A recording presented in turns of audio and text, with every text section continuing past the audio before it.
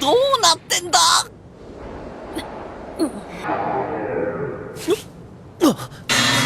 またガキの姿に。何これ。小さくなった。ゼレフ社最強最悪の悪魔 END。 イグニールは END を破壊できなかった。俺が食うのは悪魔の魂だけだ。Oke guys, balik lagi nih sama Genosis. Di part sebelumnya kita udah lihat misi khusus untuk Laksus, sang penyihir halilintar. Lalu ada fenomena ekstrim, yaitu semua orang di Magnolia jadi berwajah seperti Ijia. Sampai akhirnya tim Natsu mendapatkan misi untuk pergi ke desa matahari yang telah lama membeku. Karena perbuatan siapa kita belum tahu, tapi jawaban tentang siapa yang membekukan desa itu bakal kita ketahui di sini guys. Kira-kira siapa ya pelakunya? Apakah ada hubungannya dengan keberadaan api abadi di sana? Dan apakah pelakunya adalah orang dari guild kegelapan? Makin penasaran dong tentunya. Karena kayaknya bakalan ada lagi nih misteri baru yang nantinya disebutkan. Sebelum nonton seperti biasa, like, subscribe, dan aktifin juga loncengnya. Oke, gak perlu lama-lama lagi, skuy, kita melesat ke pembahasan alur cerita anime Fairy Tail part 52.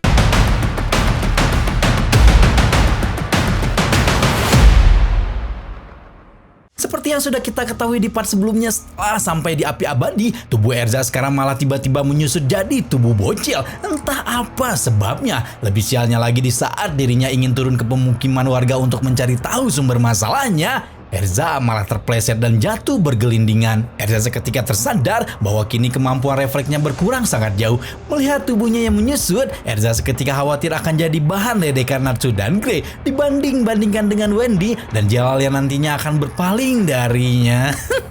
Sementara itu di tempat teman-temannya berada, masih terlihat Natsu dan yang lainnya masih terhalang perjalanan akibat tim dari guild pemburu harta Sil Labirin. Meski mereka sama sekali tidak memakai sihir, kemampuan dari tim tersebut sama sekali tidak dapat diremehkan, karena buktinya mereka bisa membuat tim Natsu cukup kerepotan. Di saat seperti itu ternyata Grey sudah berhasil mencuri Mondrip dari tangan tim Sil Labirin, yang kemudian dioper-oper ke sana kemari agar mereka kesulitan merebut kembali Mondrip yang sebenarnya cuma berisi seuprit itu.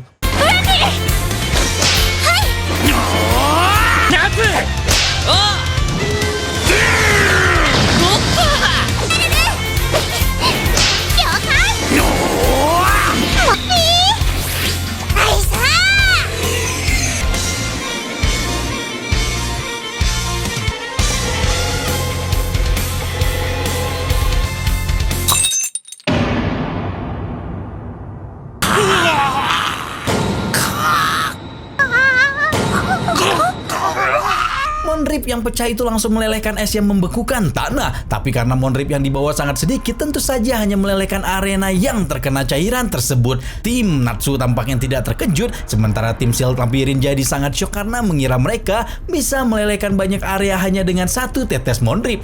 Jadi walaupun mereka tetap memiliki Mondrip, rencana para pemburu harta itu sudah gagal dari awal. Tak lama setelah itu, Natsu seperti mendengar ada suara yang merambat ke tanah di sana. Tapi setelahnya laki-laki berambut pink itu segera mencari sumber suara karena merasa pernah mendengar suara tersebut, tapi entah suara siapa dan kapan dia mendengarnya.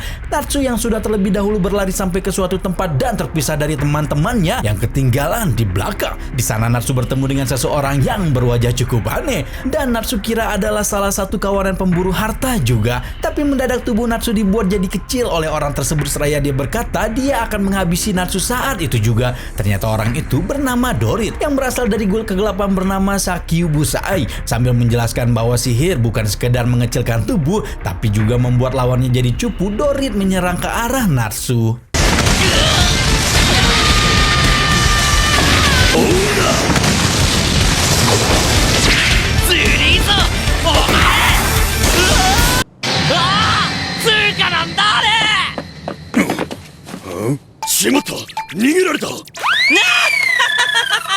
Sementara itu di tempat Erza berada, perempuan itu didatangi oleh musuh lamanya di turnamen besar sihir, yaitu Minerva. Tentu saja Erza sangat terkejut karena sekarang Minerva yang sudah meninggalkan Sabertooth malah bergabung ke Succubus Eye yang adalah guild kegelapan.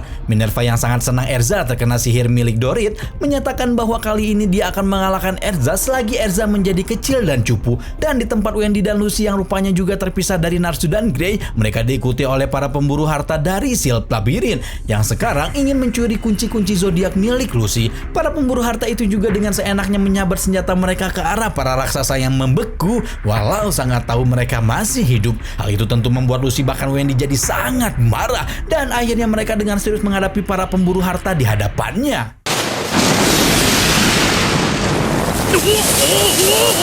Morata.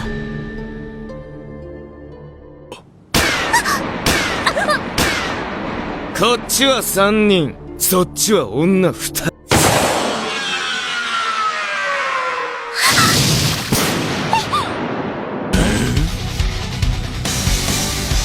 女は3人。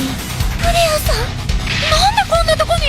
Kedatangan Flare tentu saja mengejutkan Lucy dan Wendy. Ternyata Flare memang sudah mengikuti mereka, tepatnya Lucy sejak awal. Fakta lainnya pun terungkap yang dimana ternyata Flare berasal dari desa Matahari. Sayangnya saat Flare sekarang kembali, desa tercintanya malah membeku. Semangat Lucy dan Wendy semakin membara untuk menyelamatkan desa Matahari demi Flare juga. Dan aksi mereka dimulai dari mengalahkan para pemburu harta.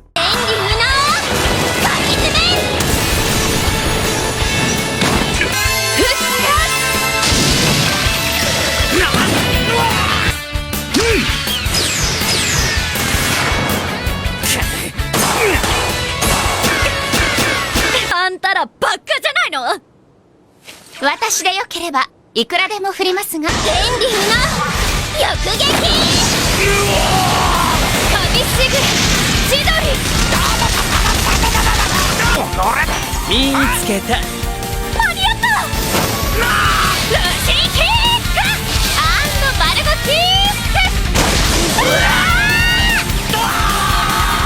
Setelah berhasil mengalahkan lawan mereka, Flare pun mulai menceritakan kisah hidupnya. Para raksasa di desa Matahari mengasuh Flare seperti anak mereka sendiri. Tapi ternyata Flare yang merasa dirinya berbeda dari yang lain memutuskan untuk pergi dari sana. Melihat keadaan desa yang seperti itu sekarang, Flare pun diserang rasa bersalah. Dan setelahnya, gadis itu mengantarkan Wendy dan Lucy ke arah api abadi, yang Flare tentunya juga anggap sebagai dewa yang menjaga desanya. Dan di saat yang bersamaan kini, Happy dan Sarla yang sedang terbang mengelilingi desa terpaksa harus bersembunyi karena kehadiran seekor burung besar yang sepertinya adalah hewan dari Succubus Eye juga. Sementara itu Natsu yang masih berlari ke arah sumber suara sangat kesulitan berlari dengan langkah lebih besar karena tubuhnya yang mengecil. Setelah berlari cukup jauh, akhirnya Natsu menemukan sumber suara yang dia dengar dan ternyata berasal dari gunung menuju api abadi yang telah membeku. Di sisi lain terlihat Erza yang dihadang kehadiran Minerva langsung saja diserang bertubi-tubi oleh perempuan itu yang memanfaatkan keadaan Erza kecil. Benar-benar cara licik dan rendahan seperti itu rela dijadikan Minerva untuk bisa membalaskan dendamnya kepada Erza.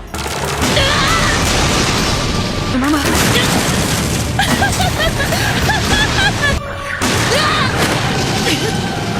もっともっといたぶってくれようぞ。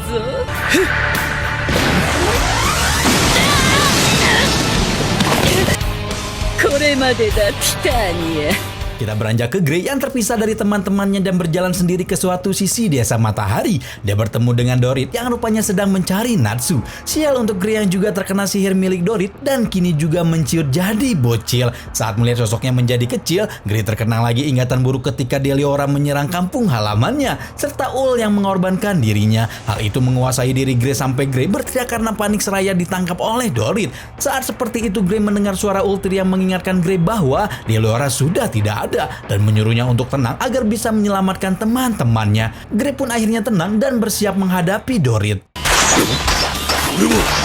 さっき後ずさりしただろ。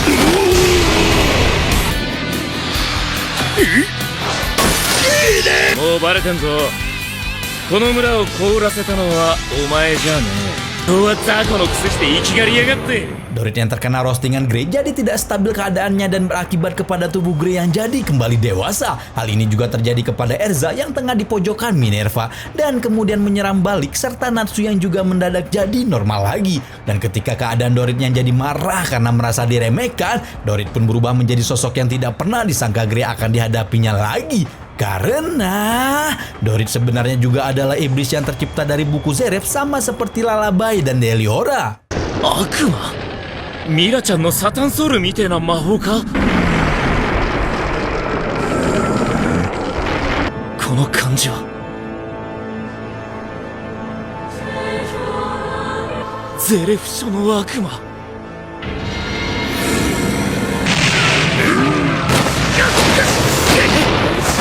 なんて力だ。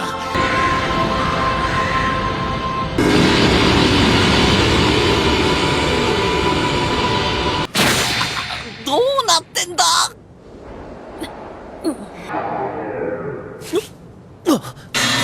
またガキの姿に。何こ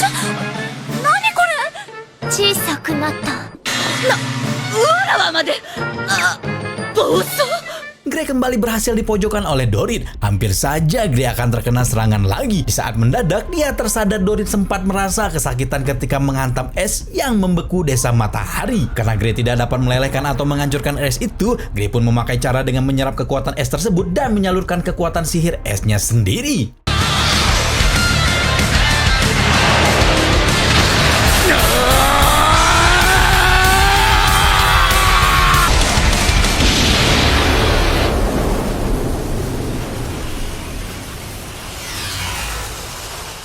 Seraya kesadaran yang perlahan menghilang, Dorit mengatakan bahwa yang dilakukan Fairy Tail saat ini adalah sebuah kesalahan besar karena memancing terbukanya gerbang bawah tanah alias Tartarus akan datang. Setelahnya Dorit dimakan oleh monster yang tadi dilihat oleh Happy dan Sarla. Waduh. Sementara itu, kini Natsu bertemu kembali dengan Lucy dan yang lain tepat di bawah tempat api abadi berada. Tak lama setelahnya keadaan jadi panik lagi untuk mereka karena melihat Grey dan para Exit yang sedang berlari menghindari monster yang memakan Dorit. Natsu dan Grey pun kembali bekerja sama dengan Grey melelehkan es yang membekukan api abadi, sementara Natsu lah yang akan menghajar monster tersebut.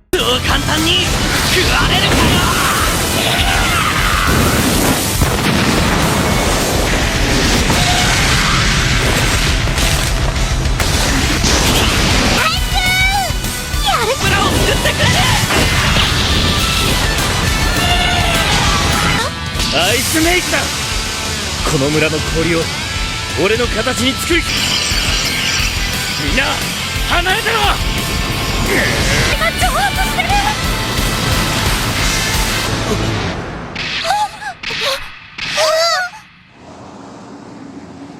炎がない。バカな。Meski terlihat bahwa api abadi telah padam, ternyata Wendy bisa merasakan adanya residual jiwa yang ada pada api abadi yang tersisa sedikit.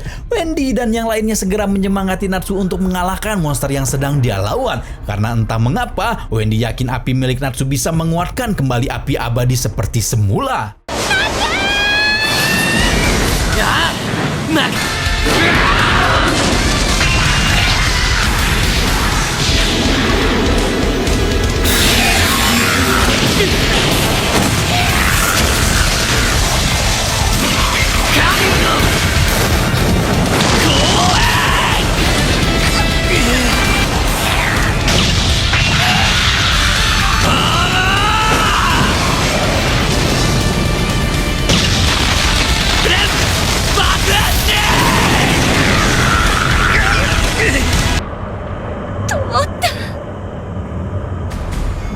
Natsu akhirnya dapat mendengar dengan jelas suara yang memanggilnya dari api abadi itu. Meski ternyata memang hanya Natsu yang bisa mendengarnya. Dengan Wendy yang segera memakai sihir Milky Way, akhirnya terungkaplah residual jiwa yang ada di dalam api abadi itu. Ya, itu adalah jiwa naga yang membantu Natsu di insiden gerbang aktif sebelumnya, yaitu sang naga api alias Atlas Flame. Jiwa Atlas Flame yang membeku lama rupanya mengikis ingatan miliknya. Naga api itu bahkan hampir saja lupa tentang siapa dirinya, apa yang terjadi kepada desa matahari, dan apa perannya untuk desa tersebut. Perlahan tapi pasti akhirnya Atlas Flame bisa mengingat bahwa ada seorang pria yang datang sendirian dan langsung membekukan seluruh desa.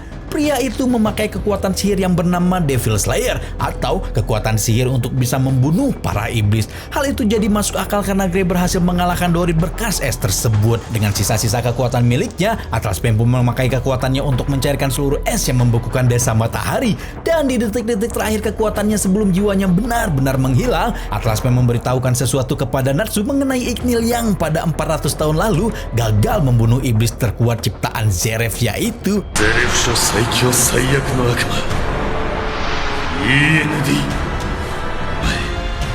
イグニールは END を破壊できなかった。 Sementara itu di suatu tempat bersalju yang banyak sekali tertancap makam bersalib, seseorang pria yang sepertinya sedang berziarah itu dipanggil seseorang berjubah yang terlihat takut kepadanya. Orang berjubah itu mengatakan pertemuan ke-9 gerbang iblis akan segera dilaksanakan, dan terungkaplah bahwa sosok pria yang berziarah itu adalah sang Devil Slayer berkekuatan sihir es, sekaligus salah satu dari 9 gerbang iblis anggota Tartaros, yaitu Silver.